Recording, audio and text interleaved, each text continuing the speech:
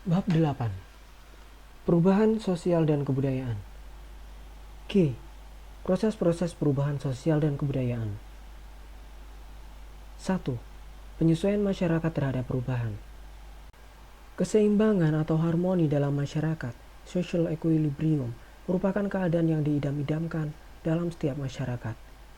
Dengan keseimbangan dalam masyarakat dimaksudkan sebagai suatu keadaan di mana lembaga-lembaga kemasyarakatan yang pokok dari masyarakat benar-benar berfungsi dan saling mengisi. Dalam keadaan demikian, individu secara psikologis merasakan akan adanya suatu ketentraman, oleh karena tidak adanya pertentangan dalam norma-norma dan nilai-nilai. Setiap kali terjadi suatu gangguan terhadap keadaan keseimbangan tersebut, maka masyarakat dapat menolaknya atau mengubah susunan lembaga-lembaga kemasyarakatannya dengan maksud untuk menerima suatu unsur yang baru. Akan tetapi kadang-kadang unsur baru tersebut dipaksakan masuknya oleh suatu kekuatan. Apabila masyarakat tidak dapat menolaknya, oleh karena masuknya unsur baru tersebut tidak menimbulkan kegoncangan, pengaruhnya tetap ada, akan tetapi sifatnya dangkal dan hanya terbatas pada bentuk luarnya. Norma-norma dan nilai-nilai sosial tidak akan terpengaruh olehnya dan dapat berfungsi secara wajar. Ada kalanya unsur-unsur baru yang lama, yang bertentangan, dan secara bersamaan mempengaruhi norma-norma dan nilai-nilai yang kemudian berpengaruh pula pada warga-warga masyarakat. Hal itu berarti suatu gangguan yang kontinu terhadap keseimbangan dalam masyarakat. Keadaan tersebut berarti bahwa ketegangan-ketegangan serta kekecewaan-kekecewaan di antara para warga masyarakat tidak mempunyai saluran ke arah suatu pemecahan atau penyelesaian. Apabila ketidakseimbangan tersebut dapat dipulihkan kembali setelah terjadi suatu perubahan, maka keadaan tersebut dinamakan suatu penyesuaian, adjustment. Bila sebaliknya yang terjadi, maka keadaan tersebut dinamakan ketidakpenyesuaian sosial, maladjustment, yang mungkin mengakibatkan terjadinya anomi. Suatu perbedaan dapat diadakan antara penyesuaian dari lembaga-lembaga kemasyarakatan dan penyesuaian orang perorangan dalam masyarakat tersebut. Yang pertama, menunjuk pada suatu keadaan di mana masyarakat berhasil menyesuaikan lembaga-lembaga kemasyarakatan dengan keadaan yang mengalami perubahan sosial dan kebudayaan.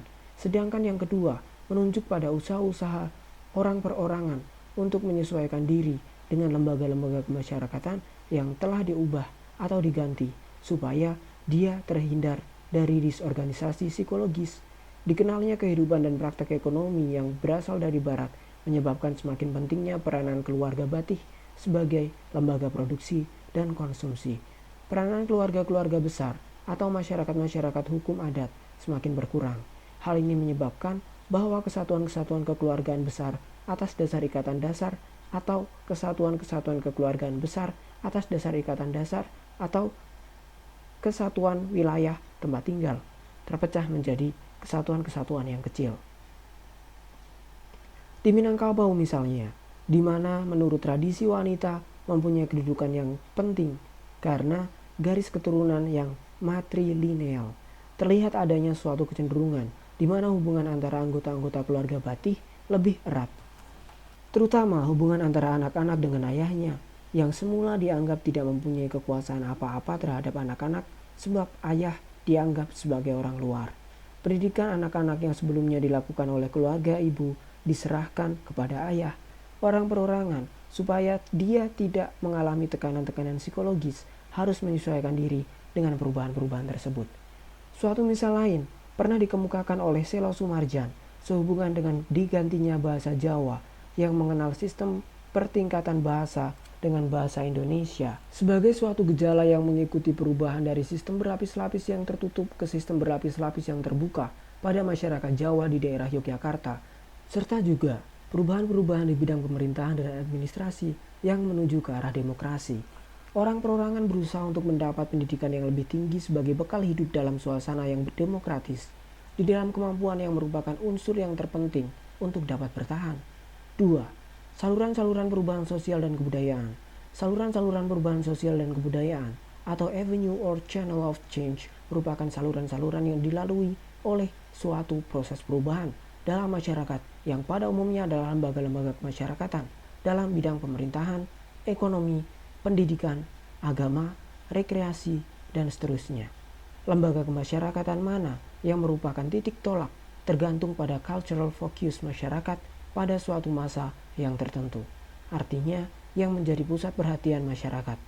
Lembaga kemasyarakatan yang pada suatu waktu mendapatkan penilaian tertinggi dari masyarakat cenderung untuk menjadi sumber atau saluran utama dari perubahan-perubahan sosial dan kebudayaan. Perubahan-perubahan pada lembaga kemasyarakatan tersebut akan membawa akibat pula pada lembaga-lembaga kemasyarakatan lainnya. Oleh karena, lembaga-lembaga kemasyarakatan merupakan suatu sistem yang terintegrasi apabila lembaga-lembaga kemasyarakatan tersebut sebagai suatu sistem sosial digambarkan pada coraknya adalah sebagai berikut. Pada visual, terlihat 5 buah persegi, yaitu di dalamnya tertulis pemerintah, organisasi-organisasi ekonomi, keluarga, organisasi-organisasi pendidikan, organisasi-organisasi keagamaan. Masing-masing variabel saling berhubungan. Sebagai salah satu contoh, pemerintah berhubungan dengan organisasi-organisasi keagamaan. Pemerintah berhubungan dengan organisasi-organisasi pendidikan. Pemerintah berhubungan dengan keluarga. Pemerintah berhubungan dengan organisasi-organisasi ekonomi. Begitu pula keempat variabel lainnya. Hingga seluruhnya membentuk suatu sistem yang terintegrasi. Lembaga-lembaga kemasyarakatan tersebut di atas merupakan suatu struktur apabila mencakup hubungan antar lembaga-lembaga kemasyarakatan yang mempunyai pola-pola tertentu dan keseimbangan tertentu. Misalnya, apabila ditelaah hubungan antara keluarga dengan organisasi-organisasi agama, maka jalan pikiran kita akan mengarah pada suatu kelompok sosial yang terdiri dari ayah, ibu, serta anak-anaknya yang setiap hari Minggu pergi ke gereja misalnya. Gereja adalah suatu tempat melakukan kegiatan-kegiatan keagamaan. Apabila hubungan tersebut ditinjau dari sudut aktivitas yang dilakukan oleh kedua lembaga kemasyarakatan tersebut, maka seseorang berurusan dengan fungsinya. Sebenarnya fungsi tersebut lebih penting, oleh karena hubungan antara unsur-unsur kebudayaan maupun masyarakat merupakan suatu hubungan fungsional yang sangat erat. Pada tanggal 17 Agustus 1945, terjadilah proklamasi kemerdekaan Indonesia, di mana pertama-tama terjadi perubahan pada struktur pemerintahan dari jajahan menjadi negara yang merdeka dan berdaulat. Hal ini menjalar ke lembaga-lembaga kemasyarakatan lainnya, misalnya dalam bidang pendidikan. Tidak ada diskriminasi lagi antara golongan-golongan dalam masyarakat, sebagaimana halnya pada zaman penjajahan. Setiap orang boleh memiliki pendidikan macam apa yang disukainya. Perubahan-perubahan tersebut berpengaruh pada sikap-sikap, pola-pola perilakuan, dan nilai-nilai dalam masyarakat Indonesia. Dengan singkat dapatlah dikatakan bahwa saluran tersebut berfungsi agar sesuatu perubahan dikenal, diterima, diakui, serta dipergunakan oleh halayak ramai, atau dengan singkat mengalami proses institutionalization atau pelembagaan. 3. Disorganisasi atau disintegrasi dan reorganisasi atau reintegrasi. A. Pengertian. Organisasi merupakan artikulasi dari bagian-bagian yang merupakan suatu kesatuan fungsional. Tubuh manusia, misalnya, terdiri dari bagian-bagian yang masing-masing mempunyai fungsi dalam rangka hidupnya seluruh tubuh manusia sebagai suatu kesatuan. Apabila seseorang sedang sakit, maka dikatakan bahwa salah satu bagian tubuhnya tidak dapat berfungsi sebagaimana mestinya. Jadi secara keseluruhan, bagian-bagian tubuh manusia tadi merupakan keseimbangan yang fungsional. Demikian juga kehidupan dalam sebuah kota, misalnya, merupakan suatu organisasi tersendiri. Tampak adanya kegiatan-kegiatan membersihkan kota pada waktu-waktu yang tertentu, jalan-jalan raya yang merupakan jaringan-jaringan untuk keperluan transport, restoran-restoran, tempat-tempat rekreasi, sekolah-sekolah, rumah-rumah penduduk, dan seterusnya. Apabila salah satu bagian kota tadi tidak berfungsi, maka timbullah suatu ketidakseimbangan. Misalnya saja, ada jalan-jalan raya yang ditutup oleh karena rusak berat. Mungkin akan menimbulkan kemacetan lalu lintas, kenaikan harga bahan-bahan primer, dan selanjutnya. Maka dapatlah dikatakan bahwa disorganisasi adalah suatu keadaan di mana tidak ada suatu keserasian pada bagian-bagian dari suatu kebulatan. Misalnya dalam masyarakat, agar dapat berfungsi sebagai organisasi, harus ada keserasian antara bagian-bagiannya seperti lembaga-lembaga kemasyarakatan norma-norma, nilai-nilai, dan sebagainya. Perlu ditegaskan bahwa tidak hanya terdapat dua kutub yang berbeda atau berlawanan, yaitu disorganisasi dan adanya organisasi. Oleh karena disorganisasi mengenal pula bermacam-macam derajat atau tahap-tahap kelangsungan. Disorganisasi tidak semata-mata terjadi karena pertentangan-pertentangan yang meruncing, seperti misalnya peperangan, akan tetapi dapat pula disebabkan karena kemacetan lalu lintas umpamanya. Terang bahwa kedua hal itu mempunyai pengaruh yang berbeda derajatnya. Jadi kriteria terjadinya disorganisasi antara lain terletak pada persoalan apakah organisasi tersebut berfungsi secara semestinya atau tidak baik, mengenai keseimbangan bagian-bagiannya dalam melaksanakan masing-masing fungsinya. Suatu mesin tik tertentu bekerja lebih baik dari yang lainnya karena keseimbangan antara bagian-bagiannya di dalam melaksanakan fungsinya lebih baik. Suatu persoalan lain yang timbul adalah bahwa disorganisasi dalam masyarakat acap kali dihubungkan dengan moral, dalam arti anggapan-anggapan tentang apa yang baik dan apa yang buruk. Suatu pemogokan buruh misalnya, oleh golongan yang konservatif menganggapnya sebagai perbuatan yang tidak baik. Gejala tersebut harus diperhitungkan oleh karena usaha-usaha yang mendatangkan efektivitas, misalnya dengan jalan memasukkan tenaga mesin sebagai pengganti tenaga manusia, mungkin dianggap immoral oleh karena hal itu akan mengakibatkan pengangguran yang disebabkan pemacetan secara besar-besaran. Di dalam masyarakat, perlu sekali diperhatikan bahwa disorganisasi tidak selalu menyangkut persoalan moral. Sebaliknya, perbuatan yang immoral belum tentu merupakan disorganisasi. Misalnya, pada suatu waktu, sekumpulan pemuda tanggung mencuri di sebuah toko. Perbuatan tersebut tidak mengakibatkan disorganisasi, akan tetapi merupakan perbuatan yang immoral dan sekaligus merupakan delik. Dalam bagian ini, tidak akan diperhatikan perihal disorganisasi pada jiwa manusia, seperti umpamanya yang disebabkan karena mengalami tekanan batin akibat kekecewaan, cemarnya nama di masyarakat, penghinaan dan seterusnya. Pembahasan khusus mengenai gejala ini tidak berada dalam jangkauan ruang lingkup sosiologi. Sehubungan dengan masuknya unsur-unsur baru, maka di dalam tubuh suatu sistem sosial seperti masyarakat, ada unsur-unsur yang menentukan sifatnya sistem sosial tersebut yang tidak dapat diubah selama hidup oleh pihak manapun juga. Seperti misalnya biji jagung hanya dapat menumbuhkan sebuah pohon jagung yang tidak dapat menghasilkan buah lain daripada buah jagung. Maka suatu lembaga pemerintahan misalnya tidak akan dapat berubah menjadi suatu night club. Suatu sistem sosial di dalam pertumbuhannya mungkin mempengaruhi diri sendiri sehingga mengakibatkan perubahan-perubahan yang bukan inti. Misalnya, pemerintahan demokratis menjadi pemerintahan otokratis atau kapitalistis menjadi sosialistis, lagi pula dapat mempengaruhi suasana masyarakat yang melingkunginya. Sebaliknya, menurut Sorokin, lingkungan di sekitarnya dapat mempercepat atau memperlambat pertumbuhan sistem sosial itu, bahkan dapat menghancurkannya sebagian atau seluruhnya, tetapi tidak mungkin akan berhasil mengubah sifatnya yang pokok. Teori dari Sorokin tersebut dapat dimengerti dengan lebih jelas apabila di dalam meninjau suatu sistem sosial diadakan pemisahan antara pengertian bentuk dengan tujuannya. Ada sistem sosial yang bentuknya sesuai benar dengan tujuannya. Misalnya, suatu perusahaan dagang yang mengambil bentuk perseroan terbatas, akan tetapi ada sistem sosial yang bentuknya tidak sesuai dengan tujuannya, mungkin karena disengaja, mungkin juga karena tidak disengaja, seperti misalnya suatu perkumpulan sosial yang mempunyai tujuan politik. Di dalam semua hal itu, maka yang menentukan corak serta sifat pokok daripada sistem sosial adalah tujuannya dan bukan bentuknya. Suatu disorganisasi atau disintegrasi mungkin dapat dirumuskan sebagai suatu proses berpudarnya norma-norma dan nilai-nilai dalam masyarakat, hal mana disebabkan karena perubahan-perubahan yang terjadi pada lembaga-lembaga kemasyarakatan.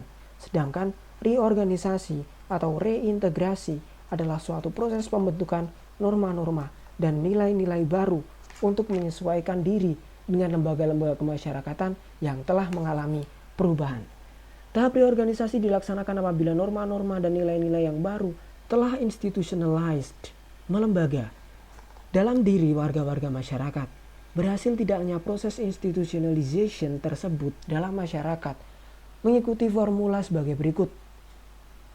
Institutionalization sama dengan kurung buka, efektivitas, kurung buka, kekuatan menentang menanam, kurung tutup, minus dari masyarakat, kurung tutup. Dibagi kecepatan menanam.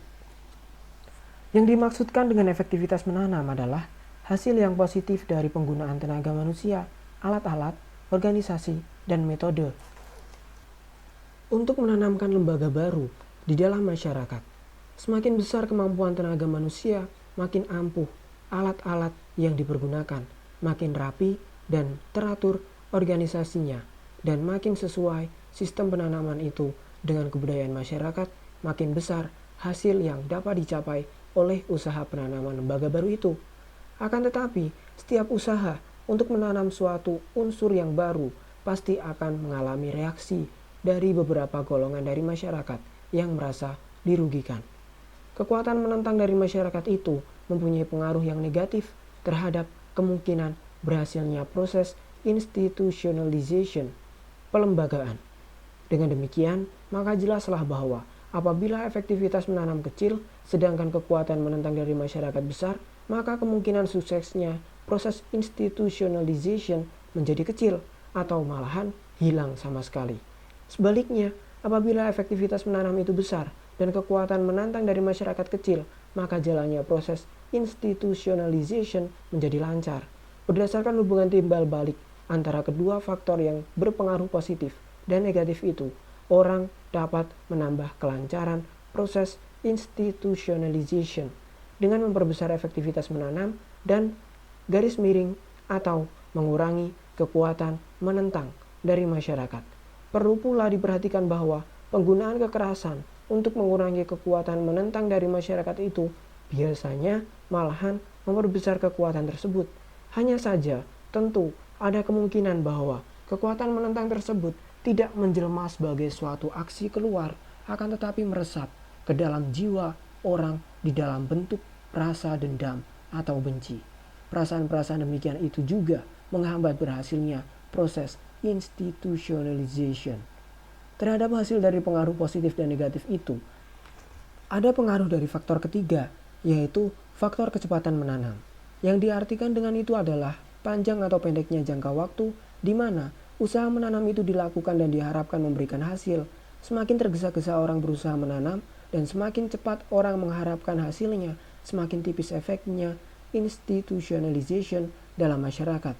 Sebaliknya, makin tenang orang berusaha menanam dan semakin cukup waktu yang diperhitungkannya untuk menimbulkan hasil dari usahanya, semakin besar hasilnya. Efek kecepatan usaha menanam tersebut sebenarnya tidak dapat dilihat tersendiri. Akan tetapi, selalu harus dihubungkan dengan faktor efektivitas menanam. Apabila penambahan kecepatan menanam disertai dengan usaha menambah efektivitas, maka hasil proses institutionalization tidak akan berkurang pula. Hasil tersebut akan berkurang apabila kecepatan menanam saja yang ditambah tanpa diperbesar efektivitasnya. Ekses kejurusan yang sebaliknya tidak menguntungkan pada suksesnya proses institutionalization apabila kecepatan menanam diulur-ulur sampai tidak ada batas waktunya sama sekali, maka biasanya timbul kecenderungan bagi efektivitas menanam menjadi berkurang. Oleh karena kurang atau tidak ada dorongan untuk mencapai hasil. B. Suatu gambaran mengenai disorganisasi dan reorganisasi. Gambaran mengenai disorganisasi dan reorganisasi dalam masyarakat pernah dilukiskan oleh William E. Thomas dan Florian Zdenicki dalam karya klasiknya yang berjudul The Polish Peasant in Europe dan Amerika, khususnya dalam On Disorganization and Reorganization, di mana mereka membentangkan pengaruh dari suatu masyarakat yang tradisional dan masyarakat yang modern terhadap jiwa para anggotanya. Watak atau jiwa seseorang sedikit banyaknya merupakan pencerminan dari kebudayaan masyarakatnya. Pada masyarakat-masyarakat tradisional, aktivitas-aktivitas seseorang sepenuhnya berada di bawah kepentingan masyarakatnya. Segala sesuatunya didasarkan pada tradisi dan setiap usaha-usaha untuk berubah satu unsur saja berarti pula usaha-usaha untuk mengubah struktur masyarakat seluruhnya. Seluruh masyarakat tersebut dianggap sesuatu yang suci, yang tak dapat diubah-ubah, mencolok, dan yang berjalan dengan lambat sekali. Perubahan dari suatu masyarakat yang tradisional menjadi masyarakat yang modern mengakibatkan pula perubahan dalam jiwa setiap anggota masyarakat itu. Thomas dan Zdenek menggambarkan betapa para petani Polandia yang pindah dari Eropa ke Amerika mengalami disorganisasi. Hal ini disebabkan karena di tempat asalnya mereka merupakan bagian dari masyarakat yang tradisional, dan di Amerika mereka berhadapan dengan masyarakat modern yang mempunyai pola kehidupan yang berbeda. Timbullah disorganisasi. Misalnya, dalam keluarga Batih yang semula kuat ikatannya, orang tua di Eropa mempunyai pengaruh yang sangat kuat terhadap anak-anaknya. Akan tetapi di Amerika, kekuasaan tadi menjadi pudar dan melemah. Dan dalam reorganisasi, timbullah norma-norma baru yang mengatur hubungan antara orang tua dengan anak-anak. Apabila disorganisasi terjadi dengan sangat cepat, misalnya karena meletusnya revolusi, maka mungkin akan timbul hal-hal yang sukar untuk dikendalikan. Dalam pada itu, reorganisasi tidak dapat terjadi dengan cepat, oleh karena terlebih dahulu harus menyesuaikan diri dengan masyarakat. Kemungkinan akan terjadi suatu keadaan di mana norma-norma yang lama sudah hilang karena disorganisasi tadi, sedangkan norma-norma yang baru belum terbentuk. Keadaan mana merupakan keadaan krisis dalam masyarakat. Pada keadaan demikian dijumpai suatu anomi, yaitu suatu keadaan di mana tak ada pegangan terhadap apa yang baik dan apa yang buruk, sehingga anggota-anggota masyarakat tidak mampu untuk mengukur tindakan-tindakannya. Oleh karena batas-batas tidak ada, anomi tersebut mungkin pula terjadi pada waktu suatu disorganisasi meningkat ke tahap reorganisasi. Suatu contoh adalah norma-norma dalam lalu lintas, terutama di kota-kota besar di Indonesia, umpamanya di Jakarta. Sopan santun berlalu lintas yang secara minimal menyangkut ketaatan seorang pengemudi atau orang yang jalan kaki pada peraturan-peraturan lalu lintas sering dilanggar.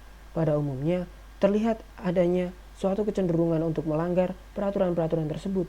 Padahal, peraturan tersebut bertujuan untuk menjaga keselamatan masyarakat, termasuk para pengemudi dan orang-orang yang berjalan kaki. Hal itu sedikit banyaknya dapat dijadikan suatu indeks terhadap keadaan sampai di mana disorganisasi masih berlangsung dan apakah telah ada suatu reorganisasi. C. Ketidakseimbangan dalam perubahan-perubahan dan cultural lag.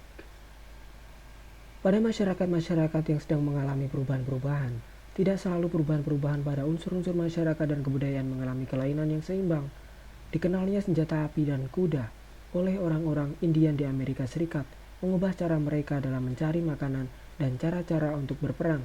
Akan tetapi, tidak demikian halnya dengan bidang-bidang kehidupan lainnya, seperti misalnya agama yang disebarkan oleh penyiar-penyiar agama kulit putih. Di dalam masyarakat, ada unsur-unsur yang dengan cepatnya berubah.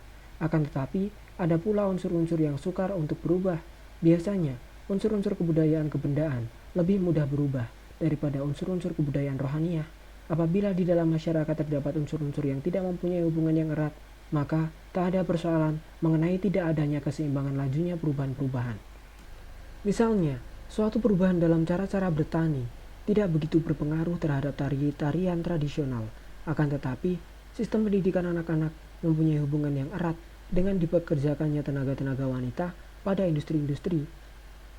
Misalnya, apabila dalam hal ini terjadi ketidakseimbangan, yaitu bahwa satu unsur berubah dengan cepatnya, sedangkan unsur lainnya yang berhubungan erat tidak berubah atau berubah dengan lambat sekali, maka kemungkinan akan terjadi kegoyahan dalam hubungan antara unsur-unsur tersebut di atas, sehingga keseimbangan daripada masyarakat terganggu.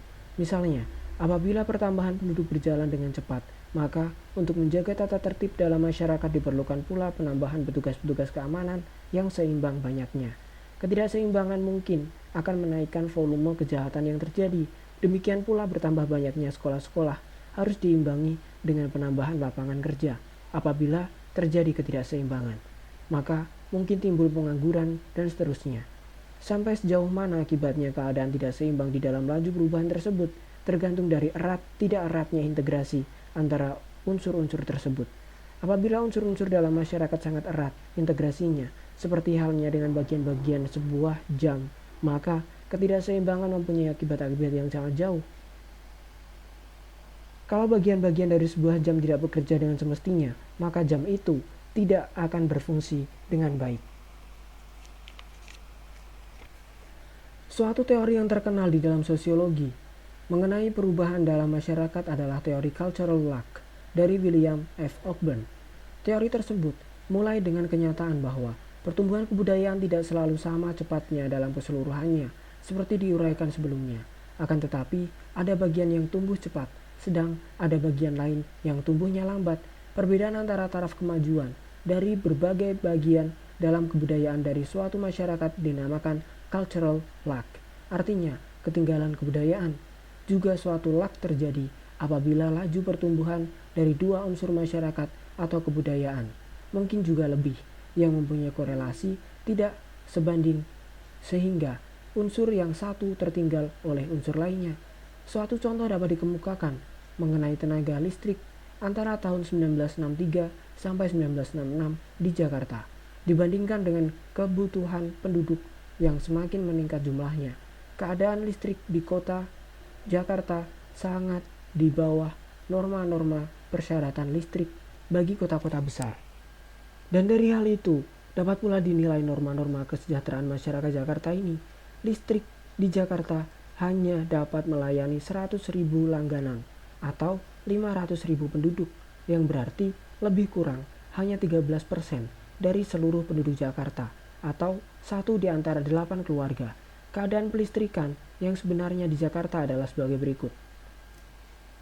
Pada tahun 1963, jumlah penduduk 3.200.000, jumlah langganan 90.000, beban terpasang 74.000 kW, beban puncak yang dicapai 45.000 kW, jatah watt 23. Pada tahun 1966, jumlah penduduk 3.800.000, jumlah langganan 100.000, beban terpasang 82.000 kW, beban puncak yang dicapai 60.000 kW, jatah watt 22. Adanya cultural lag di sini adalah karena tidak sesuainya penyediaan dengan pemakaian tenaga listrik dan juga karena terlalu cepatnya perkembangan penduduk Jakarta apabila dibandingkan dengan kecepatan pertumbuhan penyediaan listrik. Keadaan tersebut mengakibatkan terjadinya ketidakwajaran, misalnya pencurian listrik yang menyebabkan para konsumen yang benar-benar berlangganan dirugikan. Suatu contoh lain adalah perihal pertambahan jumlah kendaraan bermotor dengan area jalan raya, khususnya di Jakarta. Antara tahun 1971 sampai dengan 1979, jumlah kendaraan bertambah 3 kali.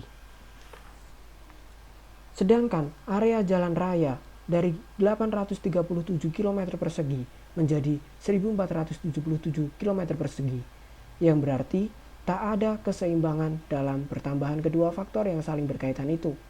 Pengertian lag dapat dipergunakan dalam paling sedikit dua arti, yaitu pertama, sebagai suatu jangka waktu antara terjadinya pertemuan baru dan diterimanya penemuan baru tadi. Misalnya, pemerintah Amerika Serikat telah menerbitkan suatu brosur mengenai lag antara penemuan baru dengan penggunaan penemuan pengetahuan tentang pengobatan, yang antara lain isinya adalah bahwa setiap tahun 40.000 orang mati karena sakit kanker, hal mana sebenarnya dapat dicegah, dan demikian pula dengan orang-orang yang mati karena sakit jantung dan sebagainya. Arti yang kedua dipakai untuk menunjuk pada tertinggalnya suatu unsur tertentu terhadap unsur lainnya yang erat hubungannya. Misalnya, kepadatan penduduk di kota-kota besar dan banyaknya petugas-petugas keamanan yang diperlukan. Agar terjadi suatu keseimbangan, salah satu unsur tersebut harus diubah, yaitu yang terlambat dipercepat perkembangannya, atau yang terlalu cepat diperlambat perkembangannya. Mana yang dipilih? Tergantung dari kemungkinan-kemungkinannya.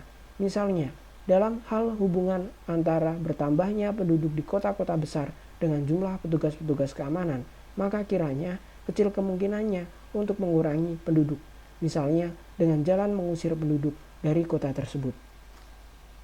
Ketinggalan yang akan mencolok adalah tertinggalnya alam pikiran dengan perkembangan teknologi yang sangat pesat, hal mana dijumpai terutama pada masyarakat-masyarakat yang sedang berkembang. seperti Indonesia ini. Suatu contoh yang nyata adalah penggunaan komputer yang merupakan salah satu hasil dari perkembangan teknologi yang pesat di negara-negara yang telah maju. Penggunaan alat tersebut harus pula ada peralatan-peralatan khusus untuk memperbaikinya apabila rusak. Aliran listrik harus mempunyai ketegangan yang tertentu dan konstan, dan seterusnya. Ini belum semuanya tersedia, misalnya aliran listrik yang konstan. Hal itu dapat menyebabkan macetnya komputer atau bahkan rusaknya alat tadi, dan untuk memperbaikinya belum tersedia alat-alat dan ahli-ahli yang cukup. Acapkali ketinggalan tersebut dapat menyebabkan kecelakaan pada jiwa manusia, misalnya penggunaan tangga berjalan, eskalator, pada beberapa gedung-gedung bertingkat mungkin menyebabkan kecelakaan karena mereka mempergunakannya belum mengerti cara-caranya, dan juga karena memperhatikan petunjuk-petunjuk yang ada umpamanya. Dalam menggunakan tangga berjalan yang digerakkan oleh tenaga listrik tadi, seseorang harus memakai alas kaki agar tidak terkena aliran listrik. Apabila itu tidak diacuhkan, maka akibatnya mencelakakan orang yang menggunakannya. Suatu gejala yang mungkin kurang diperhatikan adalah penggunaan mobil. Mobil dimaksudkan untuk mempermudah kegiatan-kegiatan manusia, terutama menghemat tenaga dan menyingkat waktu. Akan tetapi kebalikannya, yang sering terjadi yaitu bahwa acapkali mobil itulah yang memperbudak manusia yang menggunakannya. Mobil memerlukan perawatan yang cermat supaya tetap dapat berfungsi. Perawatan yang cermat memerlukan pengetahuan khusus dan juga memerlukan biaya yang untuk Indonesia pada dewasa ini terasa beratnya. Jarang yang dengan sabar memeriksa mobilnya setiap pagi. Misalnya, apakah airnya cukup, minyak motornya cukup, air aki cukup, dan seterusnya. Dan jarang pula yang lebih dahulu memanaskan mesin mobil sebelum dipergunakan. Hal ini disebabkan oleh karena belum adanya pengetahuan yang sempurna mengenai hal itu. Tidak mudah untuk mengatasi persoalan demikian. Paling tidak, alam pikiran manusia harus mengalami perubahan terlebih dahulu, yaitu dari alam pikiran tradisional ke alam pikiran yang modern.